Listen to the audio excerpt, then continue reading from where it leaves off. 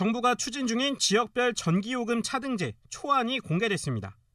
더불어민주당 장철민 의원이 공개한 지역별 가격제 기본 설계안에 따르면 수도권과 비수도권, 제주도로 전국을 세 권역으로 나눠 발전사업자가 한국전력에 공급하는 전기 도매 가격을 각각 다르게 책정하도록 했습니다.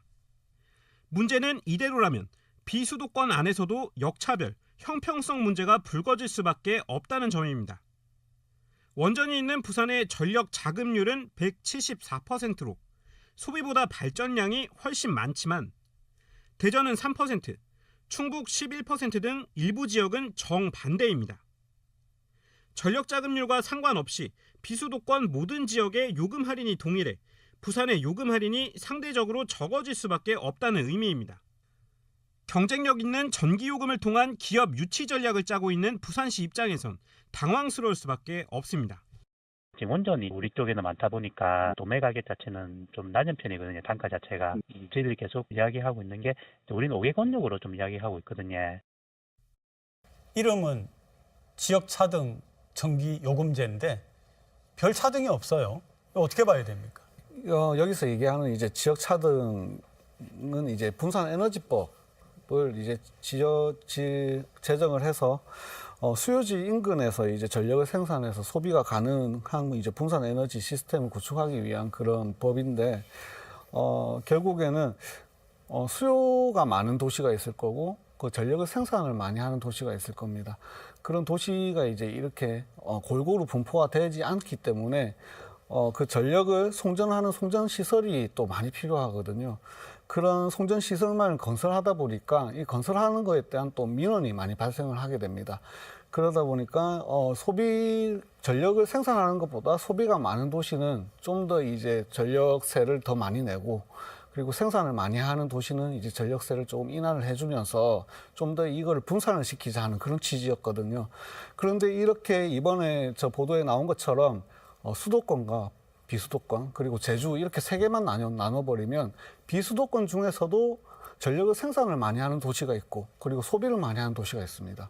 부산같이 이제 전력을 174% 정도 이제 전력 자급률이 높은 이런 도시 같은 경우에는 오히려 이제 전기세 부분에서 좀 더 전력세에 대해서 좀 역차별을 당하는 그런 경향이 발생하기 때문에 부산에서는 좀 더 이거를 이제 광역단체별로 이렇게 세분화하자는 얘기가 계속 지금 나오고 있습니다. 부산의 입장에서는 매우 아쉽지요. 그러니까 이렇게 지금 1차적으로 발표가 된 그 수도권, 비수도권, 제주로만 나누는 부분은 사실상 사업 실효성에 대해서는 의문이 클 수밖에 없습니다. 전반적으로 공급자 중심의 사고이고 그리고 지역 감수성이 굉장히 부재했다라는 아쉬움을 말씀드립니다.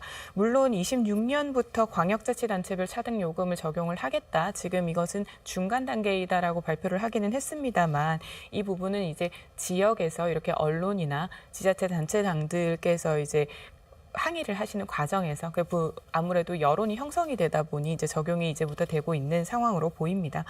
174%의 전력 자급률을 가진 부산과 3% 미만을 가지고 있는 지자체가 동일한 전기 요금을 가진다라는 것 자체가 우리 시민들께서 그동안 희생해 오신 부분과 뿐만 아니라 이제 핵 폐기물에 대해서도 우려를 가지고 계시는 그런 부분들에 대한 희생조차 반영이 되지 않은 것 같아서 굉장히 아쉽고요. 전력 다소비 산업들을 AI나 데이터 센터와 같은 것을 부산으로 이전을 시키겠다라고 이야기를 하면서 계속해서 지역균형 발전을 이야기를 하고 있는데도 그 부분이 충분히 담기지 않아 굉장히 아쉽게 생각합니다. 송 의원님 좀 전에 설명할 때에 세 개 권역이 수도권, 비수도권, 제주 이렇게 나눠졌다라고 얘기를 하신 거죠. 네, 예. 예. 그리고 이제 그러면은 결국은 비수도권의 모든 지역은 요금이 똑같아지는 거죠. 지금 당장 내년부터 시행되는 이제 도매 요금 사항에는 비수도권은 모두 일괄적인 세율을 그렇게 적용받게 됩니다. 하지만 지금 당장에는 그렇게 시행을 하겠다는 거지만 지금 내후년부터는 이제 광역 단체별로 이제 차등을 주겠다 이렇게 지금 정부에서는 얘기를 하고 있고 지금 도매 시장에 내년부터는 도매 시장에서 이제 사들이는 이제 전력 요금이 이제 그렇게 지금 되고 그 소매가로는 이제 내후년부터 적용을 받게 됩니다. 그래서 만약에 내후년에 광역 단체별로 이렇게 시행을 하게 되면 그리고 그 내후년 이제 2027년부터 그거는 시행이 되기 때문에 앞서 서지현 의원님께서 말씀 주신 것처럼 부산시에서는 어떻게든 지역의 이제 경쟁력을 강화해서 대기업들 이제 AI 센터라든지 그리고 저 대규모의 제조 시설들 같은 이제 전력을 많이 써야 되는 그런 그 대기업들이나 이런 기업들을 유치하기 위한 그런 계획들에 조금 차질이 빚어질 수밖에 없는 그런 상황입니다. 그런 부분에 많이 안타까움을 지금 느끼고 있습니다. 이렇게 차등 요금제를 도입하는 이유가 발전소를 가지고 약간 위험 부담을 갖고 있는 지역에 혜택을 준다라고 하는 건데, 그러면 소매 요금을 결정할 때는 이게 뭐 영향이 있습니까? 아니면 어떻게 됩니까? 우선은 도매 요금부터 제대로 시스템이 좀 마련이 돼야 되어야 된다. 이제 소매 요금까지도 그 시스템이 연결이 될 것으로 보입니다. 지금 이렇게 이미 지역에서 여러 목소리가 나가고 있고 채널이 다양해지고 있는 만큼 변화가 있을 것으로 보입니다. 다만 26년에는 지방 선거가 있고 그 이후에는 대통령 선거가 있습니다. 선거 기간이 이렇게 또 맞물리게 돼버리면 사실상 수도권과 비수도권의 갈등 유발 요소가 또 될 수가 있기 때문에 민감해질 수밖에 없어서 최대한 올해에는 그 결론이 나오거나 올해가 좀 늦다면 25년 상반기라도 이 부분이 좀 조율이 되고 결정이 되어야 할 것으로 보입니다. 전력을 많이 생산하는 지역일수록 요금이 낮게 책정되어야 한다라는 애초의 취지를 좀 분명히 살려야 할 것으로 보이고요.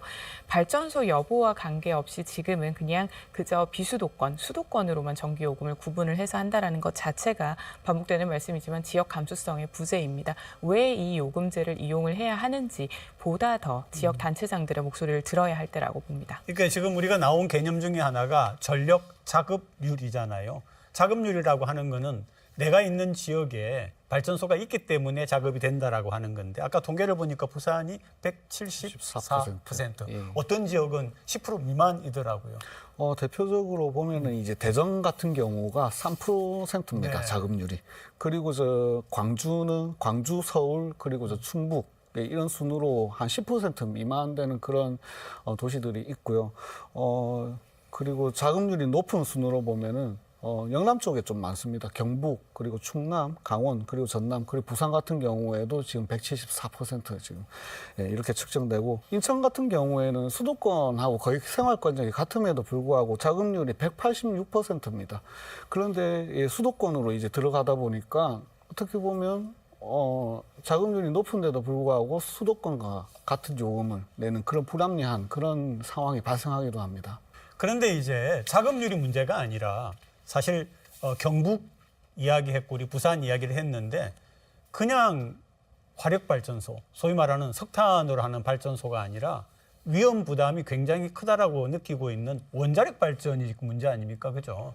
그래서 이제 부산이 요구했던 건 이렇게 우리가 위험을 안고 있기 때문에 전기요금 부분에서 확실하게 혜택을 줘야 된다, 이렇게 주장을 해왔던 거거든요. 그러면 원전에 대해서는 전혀 지금 고려가 없는 거예요? 이미 고준위 핵폐기물에 대한 특별법도 지금 논의가 되고는 있습니다.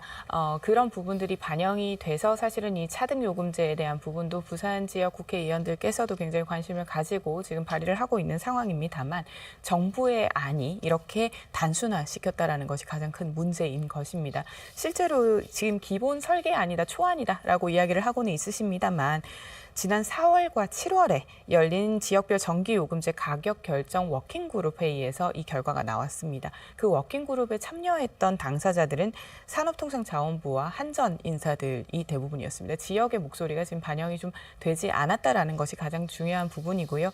말씀 주신 것과 같이 원전 같은 경우는 사용 후 핵폐기물에 대한 문제도 있는 만큼 이 부분에 대해서 함께 고민을 해야 되는 지점이기 때문에 결국 분리될 수가 없습니다. 지역 주민들의 희생과 그동안 버텨왔던 이 부분에 대해서 이제는 정부가 응답을 해야 할 때입니다. 우리 서민들이 살아갈 때 전기요금 참 부담이 되고요. 특히 소상공인들 굉장히 부담이 되기 때문에 정말 잘해야 된다고 생각을 하고요. 한 가지 이제 또 질문이, 사실 이렇게 차등요금제를 가지고 부산이 기업을 유치하겠다, 전력 소비가 많은 기업, 특히 대기업 아니겠습니까? 특히 AI 반도체 기업이 전력 소비가 굉장히 많은데, 그럼 이거는 앞으로 어떻게 되는 거예요?